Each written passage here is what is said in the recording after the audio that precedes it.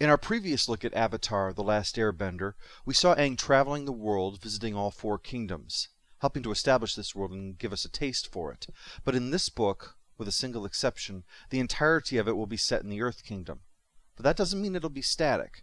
Earth is a diverse mixture. It can be impenetrable rock or shifting sands, rich soil or barren dust.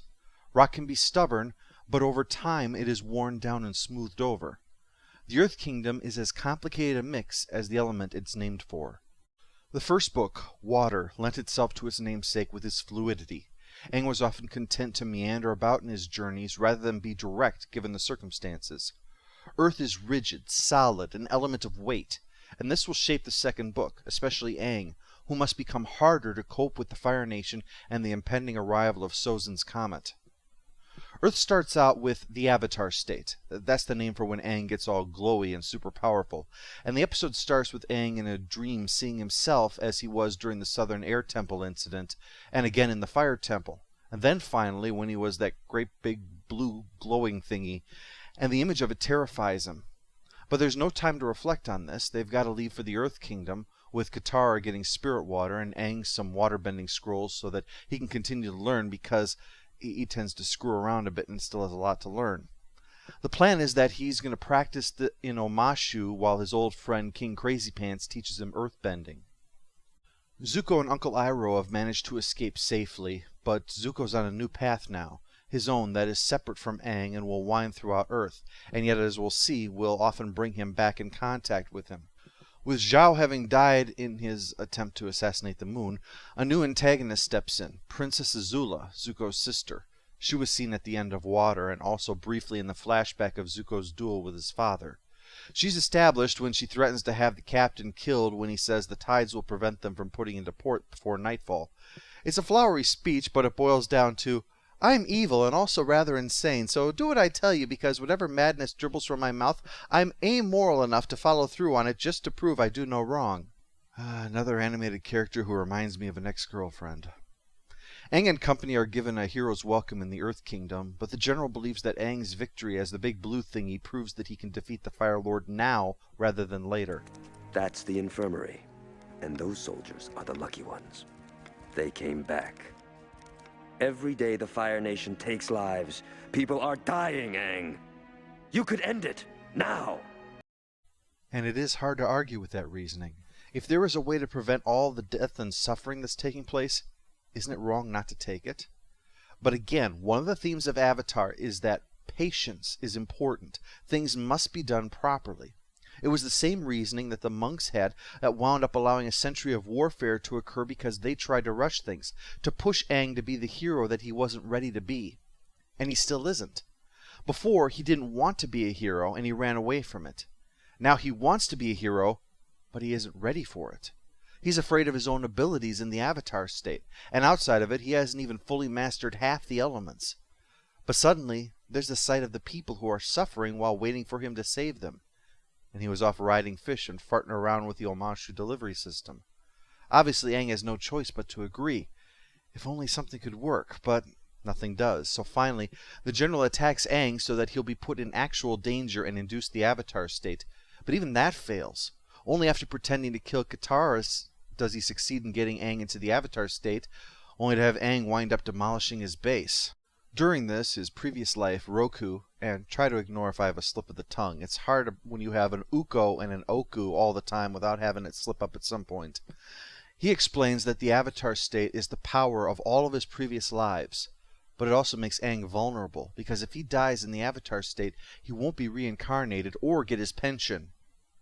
The next episode has something horrifying. Worse than the giant monster, Azula's sadistic madness, even the Fire Nation's tanks, yes? Hey, river people. We're not river people. You're not? Well, then what kind of people are you? Just people. Aren't we all, brother? Hippies. They have to follow them through the tunnels to avoid the Fire Nation to get to Omashu. After much tunnel crawling and LSD-inspired singing and babbling, they make it through without any interference from the Fire Nation, so that they can finally arrive at Fire Nation-controlled Omashu. Yay. This leads us to return to Omashu. Omashu's fall leaves only Ba Sing Se as the last great Earth Kingdom city that hasn't yet fallen to the Fire Nation. But Aang's not going to just stand around while Bumi might be in trouble in there, so he slips inside to go looking for him.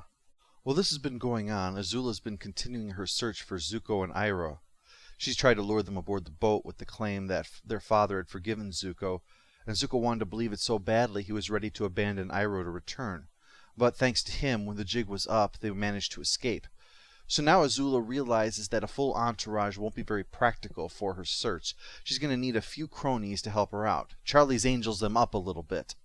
First stop is the circus to find Ty Lee, a friend of hers from boarding school with incredible acrobatic ability and the kind of bubbly, giggly personality you normally associate with a very Brady 420. Ty Lee's happy in the circus, but Azula's special brand of crazy comes in, convincing her friend to join her by putting her in fiery peril. That's an unusual sales pitch.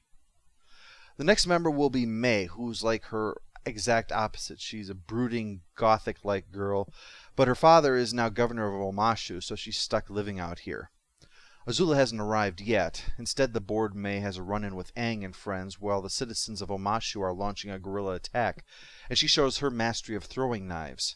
But they get away, and Aang convinces the resistance that the best option is to fall back so that they can fight another day. So they arrange to have a fake plague to be let out of the city. But thanks to Momo unintentionally causing a baby's day out with May's little brother, he winds up being added to the refugees. No! Bad Fire Nation baby. Oh, all right. Katara, don't encourage the baby to put a weapon in its mouth. Anyway, the governor thinks that they kidnapped the baby, so he offers to trade King Bumi for him. But Azula's arrival inducts May into their trio, and they take over the exchange, which, as expected, quickly transforms into a trap, where we discover that Ty Lee isn't just an acrobat, she also knows a style of fighting that targets pressure points that blocks chi and paralyzes her victims. But it turns out Bumi didn't need rescuing anyway, because he has chosen to sit and wait until the time is right to strike. The third G, he explains, is the key to earthbending, neither attacking nor retreating, just waiting until the time is right to strike. This, of course, plays into the season theme, such as why Aang shouldn't have tried to induce the Avatar state. He was trying to strike before it was time to do so. The next chapter is the swamp. You can guess where this is going to be. And given that this book is called Earth, you know we needed to have at least one chapter with a nature plot in there somewhere. As they're flying over, Aang feels a calling from the swamp, but it's kind of nasty looking, so everyone tells him to forget it. Swamps are important ecologically, sure, but that doesn't mean people are going to enjoy a visit there. Next thing you know, a tornado chases them down and crashes them into the swamp. Thanks, nature. Maybe we should be a little nicer to the swamp.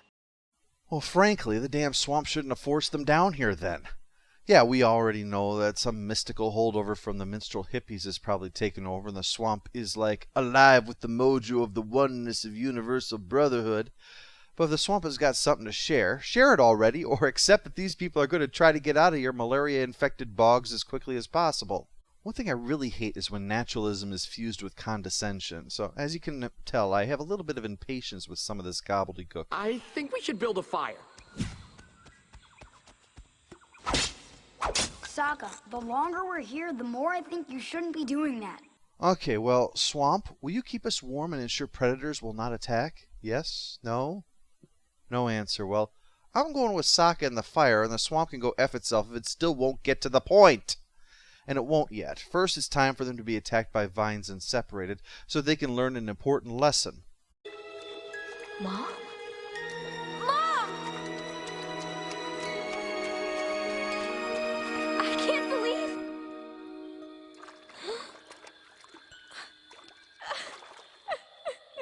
The lesson is that swamps are giant douchebags. You didn't protect me. 4 million gallons, all of it douche. Aang sees a vision of a girl, leading him to bring the three back together at the center of the swamp in time for Swamp Thing here to attack. But after they defeat it, they find a waterbender inside who is the protector of the swamp. But on learning that they were called here, he breaks out all the mystical save the whales crap on us. The tree is one big thing, but the whole world? Sure.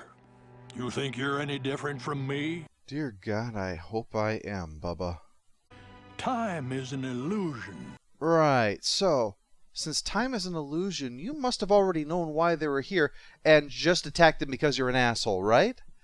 Look, being able to see the past or the future like this is magic, sure. That doesn't mean that time doesn't exist. Gravity exists, but earthbending allows you to lift a rock despite that. It doesn't mean gravity is an illusion. You're merely breaking the rules thanks to the magic of this world.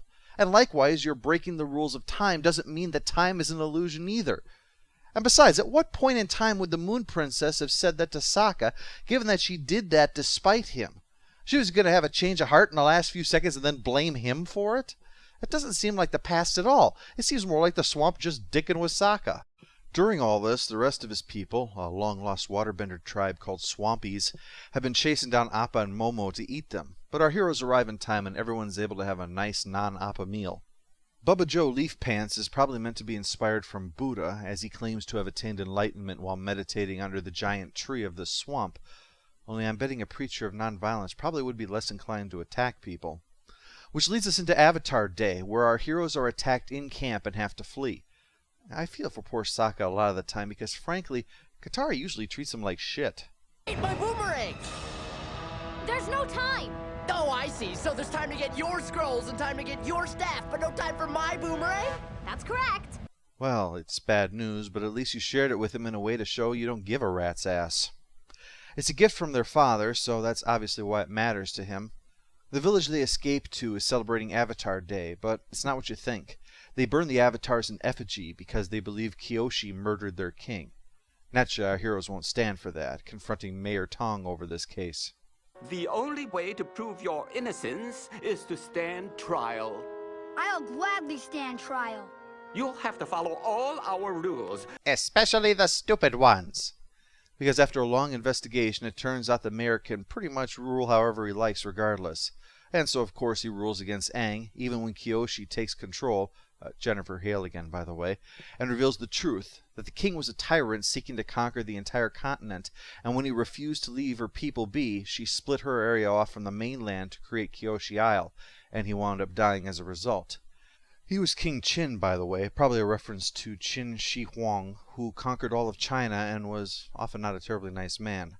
But the villagers take this as a confession, and Aang is sentenced to be boiled in oil. But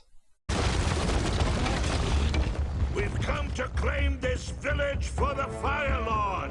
Now show me your leader, so I may dethrone him. Ground control to Mayor Tong, you may want to rethink deep frying the person most likely to save your village. He wisely decides to change the sentence to community service, namely, defeat the attackers, which they do and allows them to recover the boomerang, and for our trio to continue searching for the earthbending teacher that Aang saw in his swamp vision.